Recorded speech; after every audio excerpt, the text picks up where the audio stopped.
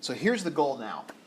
The goal is I'd like to be able to take a function which exists on the interval from let's say minus pi to pi, so that we can make our life a little simpler today. But I want that function to, when we try to fit a trigonometric series, a Fourier series to it, I want the sines and the cosines to work together. Because what we saw previously was an artifact of the following. So if I want to build a Fourier series for a function, so for a function f of x, on the interval from minus L to L, or from minus pi to pi, let's say, then in principle I have both the cosines and the sines at my disposal. So I have a building block function phi 0 of x, which is the cosine of 0x, that's equal to 1. I also have the building block psi n of x, which is cosine of nx. And then I also have all the sines, which we called the phi n's previously. So here are all of my building blocks where the n's are integers. So I have cosine of 1x, I have sine of 1x, cosine of 2x, sine of 2x, and so on and so on and so on. So I have all of those things that I can work with. And so I'd like to be able to write f of x as a summation, a superposition of all of those things. So I'm going to need a constant, which we typically call a sub 0, multiplied by our first building block function, which is 1. And then I'm going to need to add that to some other constant times my next building block, cosine of 1x. So that's going to get some coefficient in front of it, a1. And then I'm going to have a cosine of 2x that's going to have a coefficient in front of it, a cosine of 3x that's going to have a coefficient in front of it. All of my cosines of nx are going to have some coefficient in front of them that in the Fourier literature tends to get called a sub n. Right? So it's the Fourier cosine coefficient. And we're going to have one of those for each of the natural numbers n. So we're going to need to add all these up from 1 to infinity. And then for the sines, same deal. I'm going to need to combine in there also all of my sines of nx. And those are each going to have their own coefficient. And in the Fourier literature, those coefficients tend to get called b sub n's. So if you read texts in Fourier analysis and trigonometric decomposition, the a's tend to go with the cosines and the b's tend to go with the sines. And so we just need to know, how do we find these coefficients, the a sub 0, the a sub n, and the b sub n's. And of course, we find them in the same way that we always have in the second half of our semester. They're just the projection coefficients for the function f onto each of these functions. What we didn't verify, I still keep trying to find the right time to verify this. I don't think that time is today. But what we would need to verify is that these are all orthogonal on the interval from minus pi to pi. You know how to verify that, right? But you can probably picture that it's not going to be the friendliest thing to do. I mean, we have to take the integral of every pairwise product of different functions from within this infinite collection and show that each one of those integrals is equal to 0. Right? That each one of the inner products of any one of those functions with any other is equal to 0. But, you know, that's a doable thing. And I think I'd like for us to do that at some point. It's one of those things that everybody should verify when they're doing this. Because otherwise, we can't just do this quite so simply. But if we know that we can, then each one of these projection coefficients is nothing more than the ratio. So if you take a sub 0, for example, would be the ratio of two inner products. The inner product of f, the function we're trying to fit a series to, with the building block function, psi 0 in this case, divided by the inner product of psi 0 with itself. And so that would give us two different integrals to do. And the integral on the bottom actually ends up being 2 pi. If we integrate from minus pi to pi, the function 1, hopefully you can be convinced just by the area under the graph argument, that the area under the graph of the function 1 between minus pi and pi is just 2 pi. And so a sub 0 is 1 over 2 pi times the integral from minus pi to pi, of f of x times 1 with respect to x. So that's where the a0 coefficient comes from. And then the sine and cosine coefficients come from the same consideration, the same ratio of inner products. The inner product of f with psi n, which is our cosine of nx building block, divided by the inner product of psi n with itself. And that's another verification that doesn't take too much challenging computation. It does take a trig identity to verify. But you can verify that that inner product of cosine of nx with itself turns out to be pi, regardless of the value of n, which is kind of nice. And so the an coefficient is nothing more than 1 over pi times the integral from minus pi to pi of the product of f of x with the building block, so f of x times the cosine of nx dx.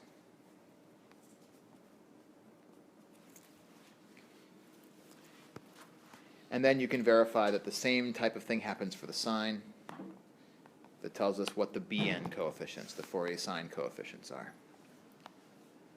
The ratio of the inner products of f with phi n, the sine of nx function, phi n, divided by the inner product of phi n with itself.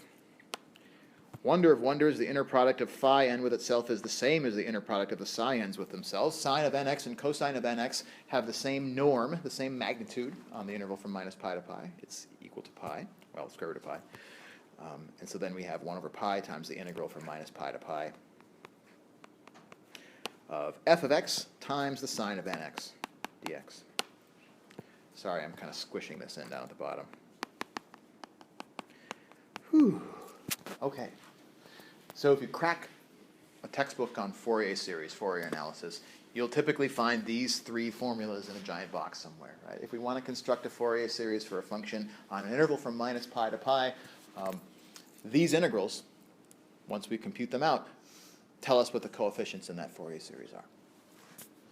And so it's sort of satisfying, right? There's this process by which we can determine what these coefficients are for a given function f of x. And then what we get should be a rendition of f of x using these trigonometric functions. Rather than actually find what the Fourier coefficients for that function are, because I think that would actually take more computation than we have time for today, instead I'd like for you to give me a justification for the following assertion. And hopefully this will drive the point home for why we want to do this flavor of Fourier analysis. So here's 2 claims.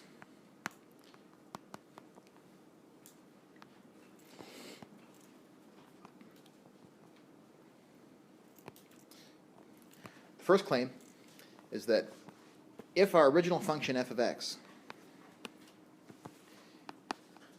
is an even function, then what do you think can be said about its Fourier coefficients? What's your expectation based on what we know that we've seen so far today? Yeah. If f is an even function, then our expectation is that all that will be necessary, and because this is an orthogonal set of functions, all that will be sufficient to represent f will consist only of the even building blocks, which means only the cosines, and perhaps this constant function, which is kind of a trivial cosine. In particular, what's going to happen to all the sines? Yeah. Then Bn is equal to 0 for all n. Let's see if we can verify that. All we need to do that is to demonstrate that this function f, so another way to say this, by the way, just to remind you, i.e., f is orthogonal to the sine of nx for all x. That's really what we're proving here, for all n. Right? So, to verify that, all we really need to do is compute b sub n, or equivalently, to compute the inner product of f with the sine of nx and verify that that inner product is equal to 0. So let's just take that off the shelf. B sub n, after all, is nothing more than 1 over pi times the integral from minus pi to pi of f of x times the sine of nx. Sine nx dx. Now, how are we going to know that this integral is equal to 0? Well, what happens when I multiply f of x, which is even, by the sine of nx, which is an odd function? If I multiply an even function by an odd function, what do I get as a result?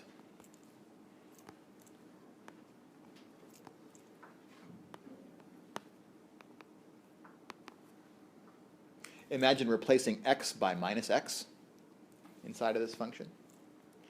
What's the sign going to do if we throw a minus sign in front of the x?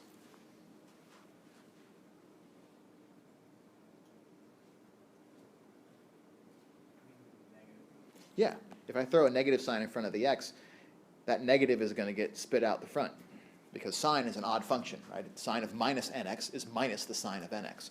But what's f of x going to do? It's going to stay the same because f is even. And so what's their product? Is their product an even function or an odd function? If I put a minus in front of the x, this part spits out a minus sign, the sign does. F of x does not. And so in total, it's odd. So this is one place where functions and numbers do not behave the same way with respect to parity, right? An even number times an odd number is an even number.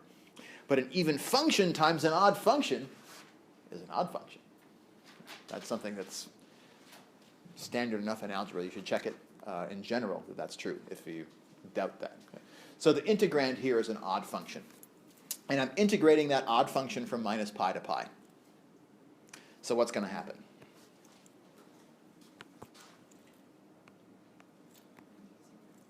I'm going to get 0. There are other ways that we could verify this as well. We could use, for example, integration by parts to verify that this actually does end up being 0. I don't know that I want to go that far today. I think that just by virtue of us establishing that we're integrating an odd function is enough to justify why that integral is equal to 0. But just in case that point needs a little bit more justification, f of x times the sine of nx is an odd function. That means that whatever that function does, whoops, what's going on here? Whatever that function, f of x times the sine of nx, maybe it looks like this, f of x sine of nx. Whatever that function does from 0 to pi, it has to do the opposite from minus pi to 0. Because it's odd, it needs to have that symmetry with respect to the origin. And when I take the integral, what's going to happen?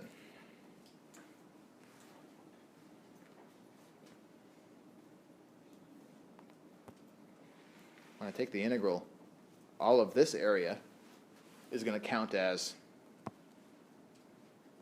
negative. And meanwhile, all of this area over here on the other side, all of that area is going to count as positive. But because of the symmetry of this function, those two areas are equal and opposite. And so when I combine them together into the integral, I'm going to get 0. So all of which is to say that if I represent an even function in a Fourier series, I only need my even building blocks, the cosines and the constant. My sines are all going to go away because they're all odd. And hence, this integral ends up being 0. So of course, what do you think my second claim is? Again, for the same reasons. If f is... Yes, exactly. If f is an odd function, then all of the a coefficients, all the cosine coefficients are equal to 0. Then a0 and all of the an's are equal to 0. For exactly the same reason. Because if I multiply f, which is odd, by the cosine of nx, which is even, then that product too is an odd integrand, which when I integrate it from minus pi to pi is going to go away. So if we're beginning with an even function or an odd function, then we only need a cosine series or we only need a sine series. But that doesn't cover all possible cases.